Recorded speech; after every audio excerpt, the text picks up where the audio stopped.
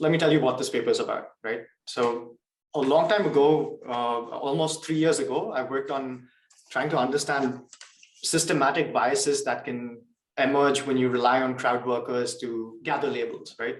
We do this quite widely in all kinds of fields. Think about NLP or IR, right? But you name it and we have it. There are crowdsourcing processes that we rely on a lot to gather labels. I don't have to motivate this further for a group that's working on this, so at least for Kappa.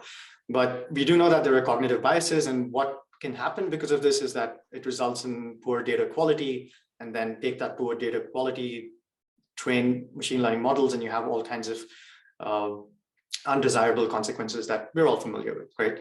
Some of the existing biases that do cause such poor output quality are things like anchoring effect, confirmation bias, but there are a wide range of others that have been explored in IR as well.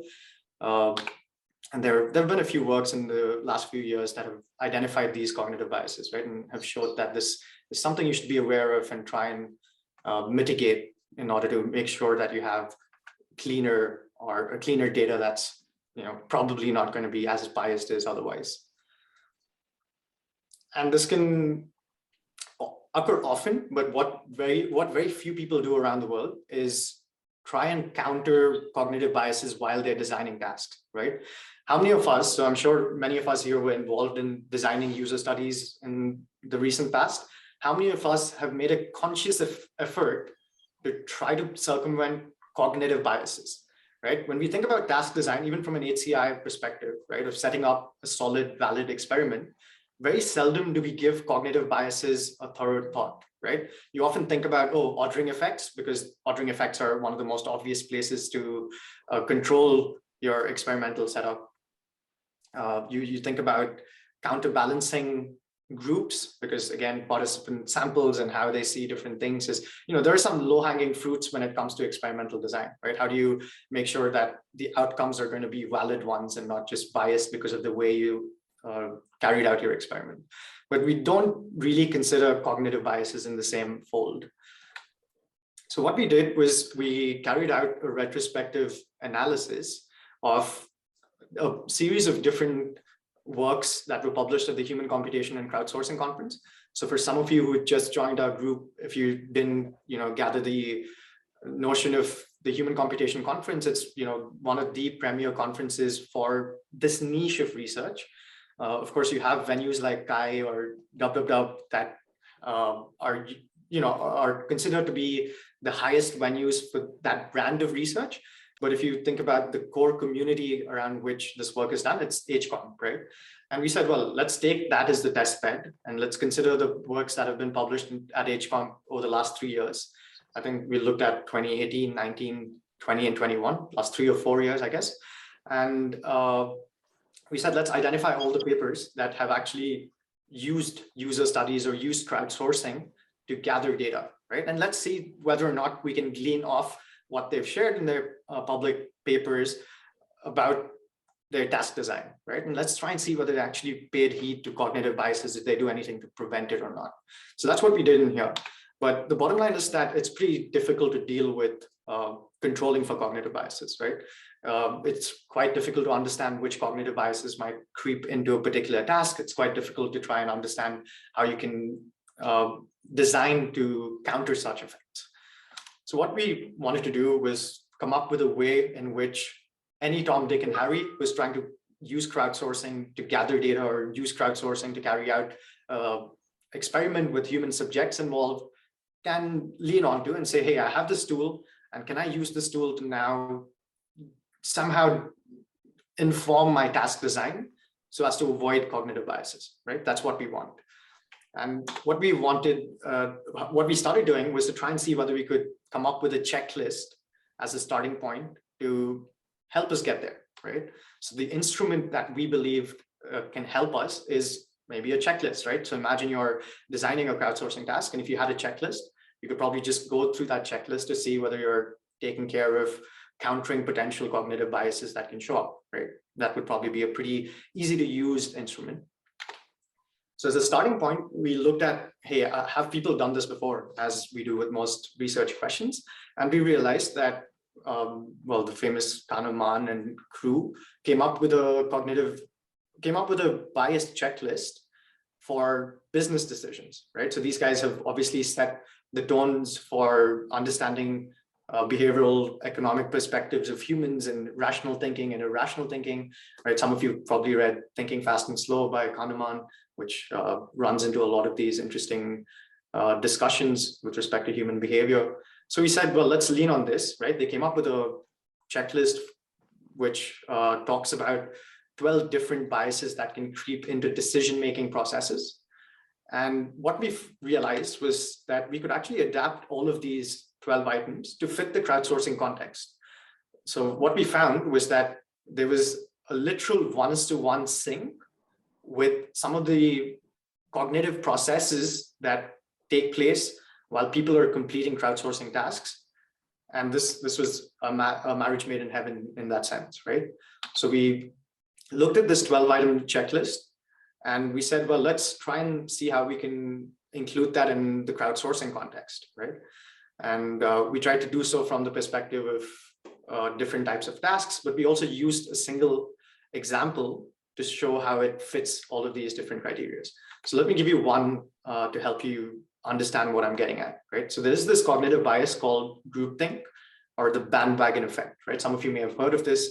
And the bias basically talks about how if you present information to a user about a particular thing that you're trying to get a judgment on, but you also provide evidence of what others think on that same perspective, many of us tend to do the easy thing, which is to just jump onto the bandwagon, right? So the bandwagon effect in general is about how you tend to go with the majority because that's a cognitively less demanding thing to do, right? Imagine you have 1,000 people that you're running a race with, and you're not quite sure about which turn to take, and there are 200 people who just took the right turn in front of you, you'd probably just go with that, right? And that's the bandwagon effect. And what we realized was that very often in some of the task designs that people adopt to receive judgments from workers, they tend to also show what the overall rating is before acquiring a judgment from crowd workers, right? And that can induce this bandwagon effect. And that's just a single example, but we have 12 other items on this checklist that talk about different kinds of biases and also explain how this bias is actually relevant to a crowdsourcing context, right? So it's relevant to any kind of task that you would probably assign crowd workers to. Right. So right now, how can you use this? Well, we have an explanation of how each of these biases can manifest in a crowdsourcing context.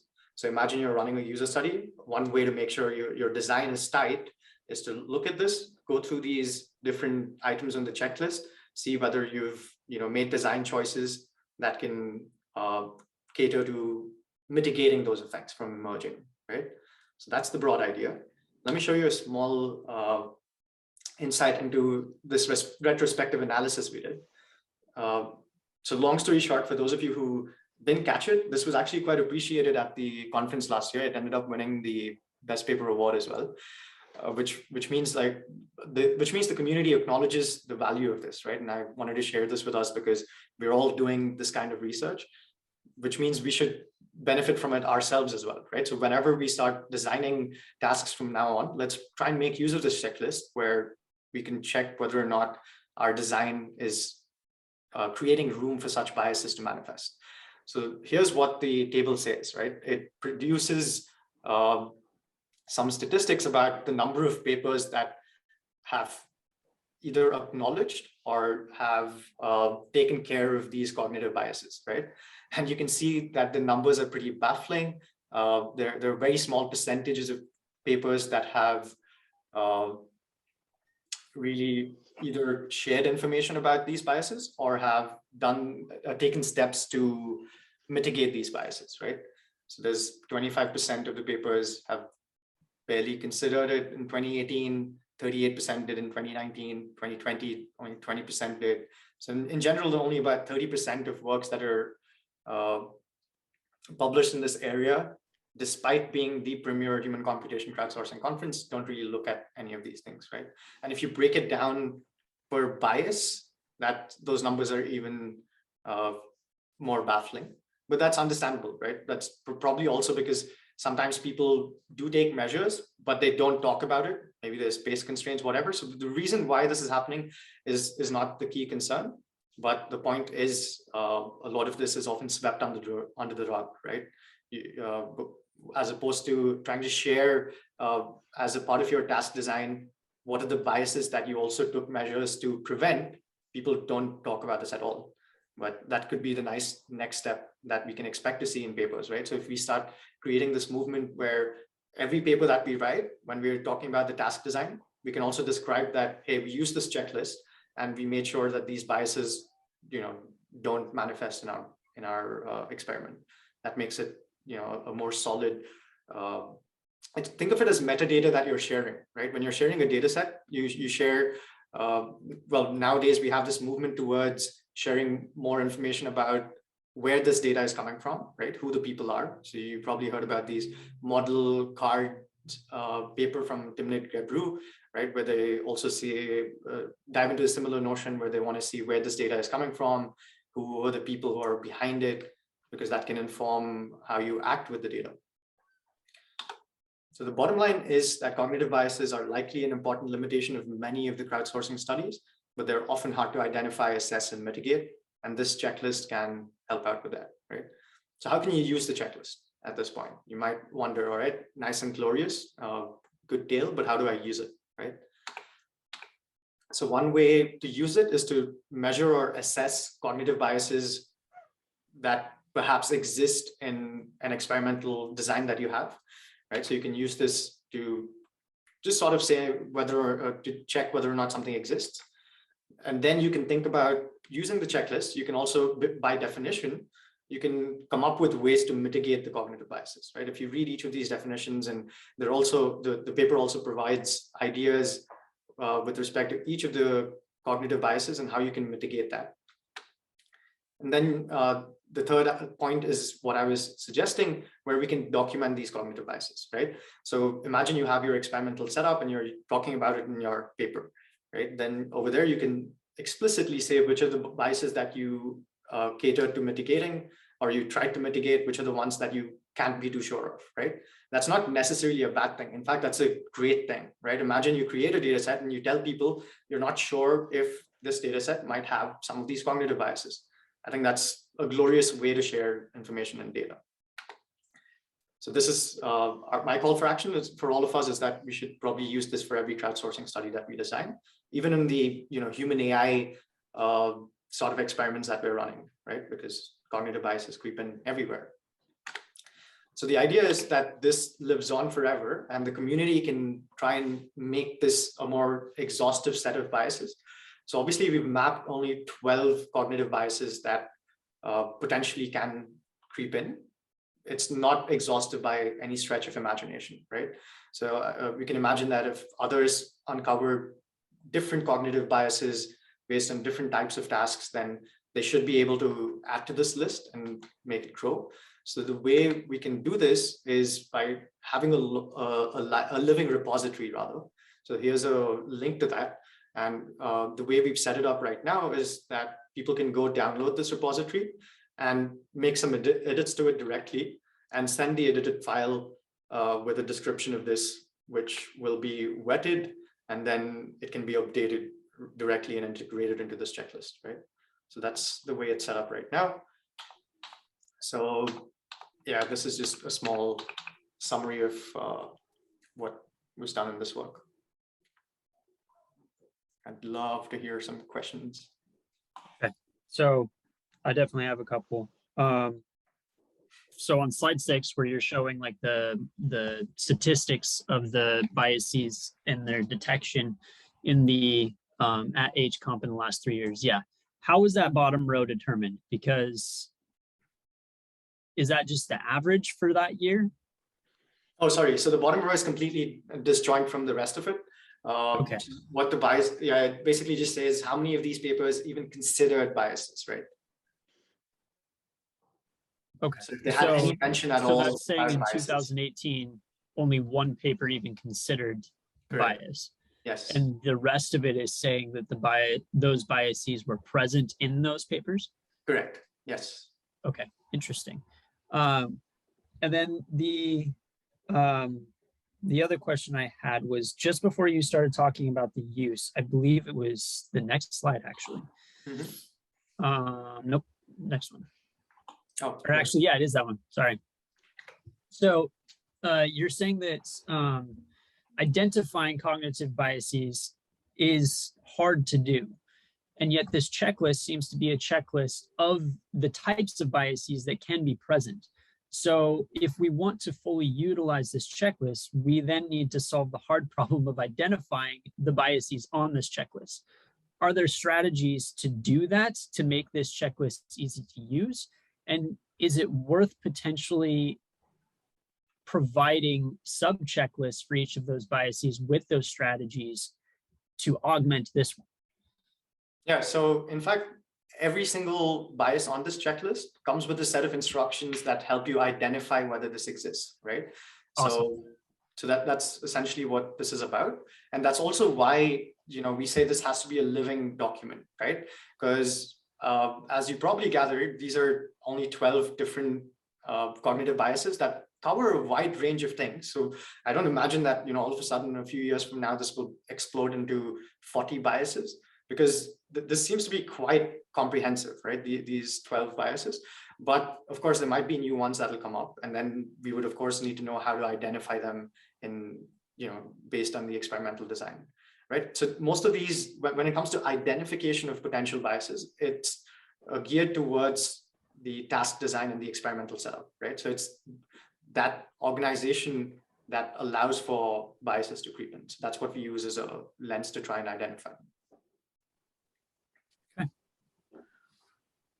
I have a question. Are these biases are task agnostic, or they are linked to, there's some link with the tasks?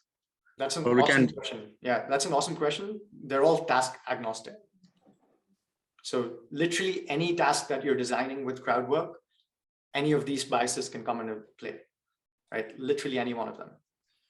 The measurement of those biases, right? Would that be task dependent or different, independent? So now, when you talk about measurement, there are two dimensions to that question, right? So one is about, can you quantify it? Yeah. And that's definitely, I think, something that would be task dependent. Yeah, so if you want to quantify it, I'd imagine that you need metrics that might end up being task dependent. Over here, we didn't come up with metrics to measure, the quantum of this bias in a particular data set. But yeah, I think that could be an interesting next step. So this to me, it looks like, okay, these are 12 categories, like from a machine learning people's eye, right? This is a 12 metadata, types of metadata, 12 categories, right? Would those be somehow also, like, for example, the strength of self-interest bias, would that be dependent on certain topics? Because whenever we bring up the idea of topical effect, then there are a lot of things, a huge amount of things that we can do. And then it becomes, of course, more content dependent, the type of data set that we look at, like domains, tasks, again, right? It's about that.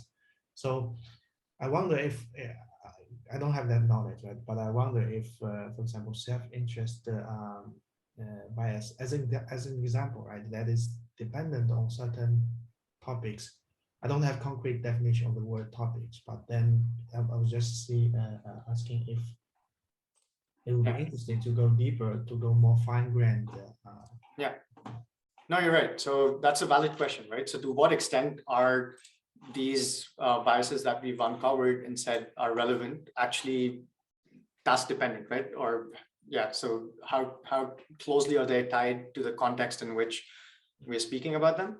I think Garrett had a related question as well. I think, let me just try and share the paper, because I think this might give us a cleaner idea as to what each of these biases means, right? Because what we did in the paper was we also shared concrete examples of how these biases crop up into the crowdsourcing context. Let me do this real quickly. There we go. Can you see my screen right now? I think you can. Yes. Awesome. Okay. So let me move this around a little bit. Okay. So here you see what the self-interest bias is, right? So one way you can try to, so the way we try to come up with suggestions to identify and mitigate these biases is to ask people who want to use the checklist to ask themselves this question, right? So when you're dealing with the self-interest bias, does my task offer any room for motivated errors, right? Could crowd workers have some financial, social, or other self-interest related incentive to judge particular items differently than others, right? So this is completely independent of the task. Now, the self-interest bias is just about trying to see whether your task design, and especially in a paid crowdsourcing context, right? It really gives room for people to operate to maximize their monetary incentives, right? We've known about this for a long time, which is why task design has been studied at such a great depth in paid microtask crowdsourcing, right? Because there are these competing incentives of trying to provide genuine input versus the effort that's required to do so versus the amount of money you can get paid, right? So the self-interest bias over here is referring to that underlying motivation and incentive for someone who's providing you a label to provide it genuinely, as opposed to maximizing one of their underlying potential intrinsic goals, right? And you can look at each of the other ones, and they're slightly different in different ways. Yeah, yeah. So I was just thinking if those 12 cognitive biases are already quite a lot, quite many, right? So it might not. I was wondering if there is an entire taxonomy of all those biases. You know. Oh, there is. So within, for example, self-interest bias, there are subcategories, and for yeah. So, I mean, I don't know if you're familiar with the Cognitive Bias Codex, Jay. So there's this one that came out in 2018, refined further. So there's this beautiful dendrogram diagram. Let me actually share this right now because it's one we should all be aware of, and it's fascinating. Cognitive Bias Codex, there it is. Okay, let me open this up. Do you see this? Still the original paper. Oh wait, sorry, I have to change what I'm sharing. Let me share screen and share this one. Okay, so now you should be able to see this. So this here is the Cognitive Bias Codex, and it has a whole lot of, it has over 180 cognitive biases and how they're all related to one another. And it's also broken down into different sources of the biases, right? I don't know how legible this is, but I recommend all of you to Google this and just dig in because it's fascinating. You have a whole lot of biases that come into the fore because of the fact that we're constantly processing too much information. So what's happening because of the information overload, right? So if you focus on this right-hand side of the codex, you'll see that when there's too much information, we notice things that are already primed in our memory, are repeated often. And then what does this mean? You know, and then this is broken down into availability heuristic, attentional bias. So just what you're saying, right, Jay? If you have a high level understanding of a potential cognitive bias, what exactly are the different ways in which this can come to the fore, right? So while we say, hey, here are 12 cognitive biases, you're right, these 12 cognitive biases can emerge because of a variety of different things, right? But if you have this idea of where to look at, then you can dive deeper within your own experimental setup, you know, adapt it to your particular setting to say, well, we're now sure that our experimental setup, or you can never be absolutely sure, but you can take precautions to avoid the obvious poor decisions, right? So if you know for sure that by not paying enough, so now, okay, now that's a noob error, right? People who have been in crowdsourcing know about the risks of paying too much or paying too low. That's why I'm calling it a noob error. This is something that people know and it's well understood. But for someone who's doing it for the first time, they might still not be aware of it. And then this social interest, self-interest bias might come to the fore, right? But the other ones are a little more complex, which even seasoned veterans in crowdsourcing task design might fall prey to it.